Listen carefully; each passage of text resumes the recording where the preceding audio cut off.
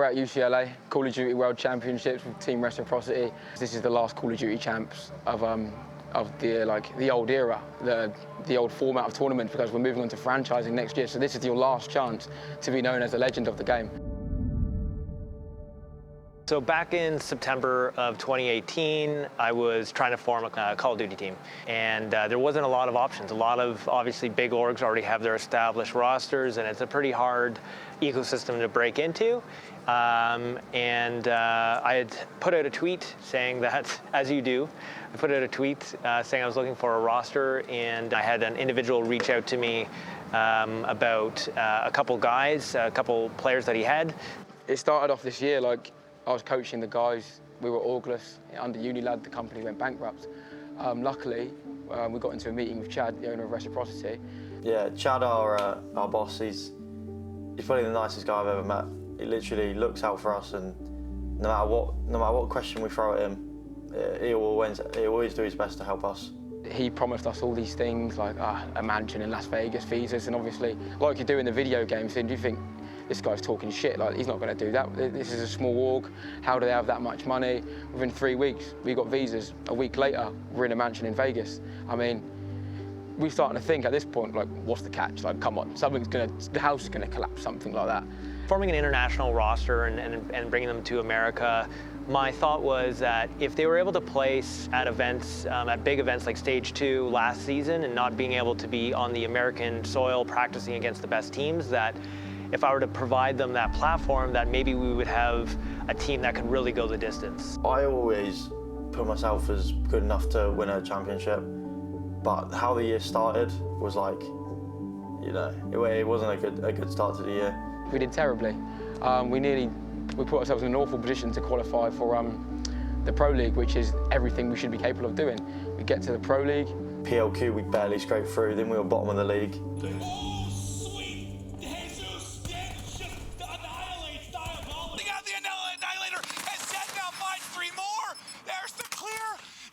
Kills in phase are toast. Reciprocity. What a win. What a series. And then climb all the way to 4th, make playoffs, then get 4th at playoffs and get a 4th seed for champs. I mean, if you looked at this team on paper at the start of the year, it's not the best team in the game whatsoever. You know, nobody looks at our team and thinks, right, oh, they're going to win a championship. But the passion we bring, and like, we literally, it sounds stupid, but every game we literally put our lives on the line for each other. It's in! Dylan has done it! The pick up for Reciprocity shuts it down, and that is enough to send Gen G home. We know each other are giving 150%. We don't have to worry about, you know, somebody might not want it or not enough passion, because we know all 5 of us want it. And that's something that can carry you through a tournament. What makes good teams is obviously hard work, dedication, but bond is really good too. We're all great friends, we're always hanging around with each other. And I think that's what makes us such a good team. We can pull out from adversity pretty easily, because when we're arguing with each other, because we're good friends, and like however heated the argument gets, 2 minutes later, we sort it out. Me and Dylan have big arguments all the time. We get quite aggressive, but 30 seconds later, shake hands, we move on, the problem's solved. Most teams don't have that. Most teams have like little bitch fits at each other and moaning at each other, and the problems stay there. Just us being all incredibly good friends is honestly probably what makes us such a great team. Living with the guys in Vegas, it's probably been the best year of my life, honestly. I never thought I'd be so close with a group of lads, to be honest, but we are like brothers. It isn't an easy thing to do, living with people that you've never lived with before, because then you start to learn every little strange trait someone does. Who leaves a toilet seat up, who bloody leaves a can of Diet Coke on the side, Sean. Because we've all got such good personalities, everyone's got such a good character, everyone's extremely social, it's just easy for us to bond. I mean, on paper at the start of the year, we're not a top 4 team on paper. A big part of why we've done so well and been one of the most underrated teams this year and one of the most overachievers is the vibe in the team. A lot of people will tell you, you can put the best COD team on the planet. If there's bad vibes in the team, they won't do well. And we're coming against these teams all the time, and we're either pushing them or beating them. This is the final product right now, and it's a stellar team going into the biggest event of the year. Biggest weekend of the year for Call of Duty Champs. Obviously, we done well at playoffs, so we had a good seed going into this tournament. So we're pretty confident in what we could do. Go strip club probably, not practice, not prepare for tomorrow, and now we're going to really prepare hard. This is our event. It's the last event of the year. We have to go out on a high. Last COD champs. Last COD champs of the year. Jesus Christ, I'm old. My first one was 2011. But yeah, everyone playing like they're doing. We might have to play Brad's brother tomorrow. That's going to be emotions at high there. So. First match coming out of bracket, it was against FaZe, obviously. Who else could it be? And as everyone knows, we're really good friends with them. And obviously you got Brad and Matt that are twins, so. In terms of other teams, they're like easily our best friends. We hang out with each other all the time at events. We practice versus each other all the time at events because we know that both teams, it's the best practice for each other. Everyone's going to go hard. Going into it, even we knew FaZe were better than us. We'd have to pull off an upset to beat them because their map pool was so much wider than ours. It's a bittersweet victory versus FaZe. I mean, we put them in a position to be knocked out of the tournament when they deserve so much better. So yeah, it did hurt seeing them get knocked out by 100T.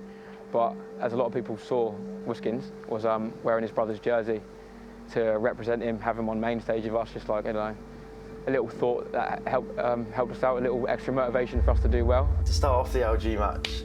Just like to say, well, one question and one question only. What do we think of LG? What do we think of shit? Thank you. It was our first game of the day. Every team was playing 2 games, so we knew this game had to be big and we knew we had to win it if we were to have a chance of winning this tournament. So we started off the first 2 matches really flat, honestly, and the second map, especially like this, we just couldn't get anything going as a team. Now 2 down. We need to see a big performance out of somebody, and there's somebody you're likely to get it out of on this team. Is that small Northern Irish little fella there. So being 2-0 down on map count, losing the first hard point, losing the first S&D, very comfortably for the other team, in fact, you usually don't bounce back from that. Then you go into the control, which is usually the swing map. It can switch momentum, stuff like that, but also it's a best of 5. We went 2-0 down in that as well. So we have to win. If we lose one more round of control, it's like a 90-second round, then we're back in the loser bracket. Then our back's against the wall even more. If you're a Rec fan right now, start praying, start giving them your energy. And Dylan said to Shane, get us off that stage. Like, get all 5 of us off and just reset. So that's what Shane did. He got all 5 of us off and backstage. Essentially, we all started shouting, psyching each other up. Honestly, I'm trying to think back and I can't remember what was said, but I think it was just a lot of shouting and a lot of English talk, just to gas everyone up, really, I think. Fatal Strike, the Gears of War coach, he joined in on the huddle, and the next thing you know, there's just about 7 grown men just screaming at each other, like, for us to do better, and like, we're not going out like this. It's not like it lights a fire because it's not like it was never there to begin with. There's something different about it that just, everyone just has that little bit of faith when you walk back on that stage, and then it slowly builds and builds going throughout the series once you start bringing it back. I was looking at Brad was looking at me like, I've got your back, you've got mine, like, let's fucking do this.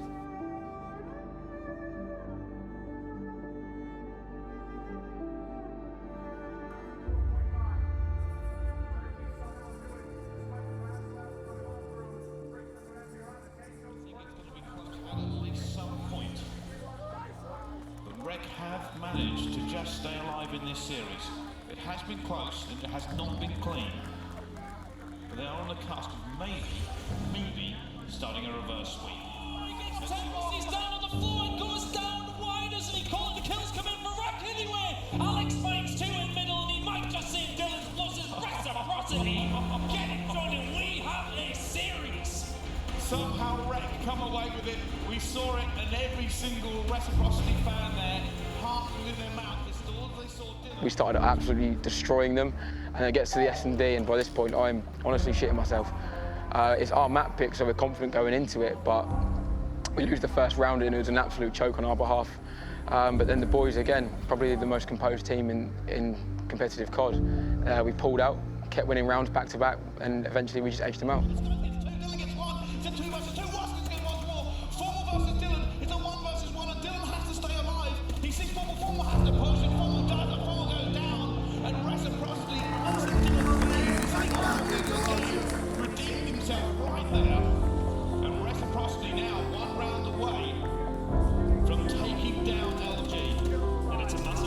composure is incredible. For them to pull out like that, it was genuinely the hardest reverse sweep you can possibly do. My team's never out until the game's over. Like, I'll never count my team out.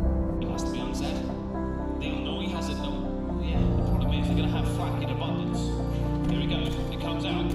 Trying to get a few of the hit markers coming in for it. He just continues to throw the ball down, and that's wasted it. Nothing is happening out of it. Clutch and Renee going in as well. Didn't find you there the first one. Boston trying to get that start out at the same time. Luminosity have lost one player for them. And this is for everything. They have to go. Both teams are about to clash in a titanic battle. Formal trying to get a kill. Target the Zed's going. It's to Alex takes down Formal. Looking for him. Boston is trying to push. He sees a player. He gets the hit marker as well. And now it's a 2-3-1, but his race back goes down. And Reciprocity keep on moving forward into this one. They do not choke the S&D. They are through the top 6 here at the World Championship. And LG, we will see you in the lower brackets. The reverse sweep comes in. They were 2-0 down in the control. What a game out of these two, all the way to round 11, man number 5. Sometimes it works out, but that is the reverse sweep for Reciprocity. They were almost down. They were almost out. But they bring it all the way back. And what way could it end but a 5-5, mat 5. To be part of that team that like regained that fast, and after being 1v2'd, not lose a round and reverse sweep them in control and win 3-2. It is always hard to sleep after things like that, because you want to just keep going on Twitter and keep watching the videos of the reactions and stuff and just seeing what you guys did. But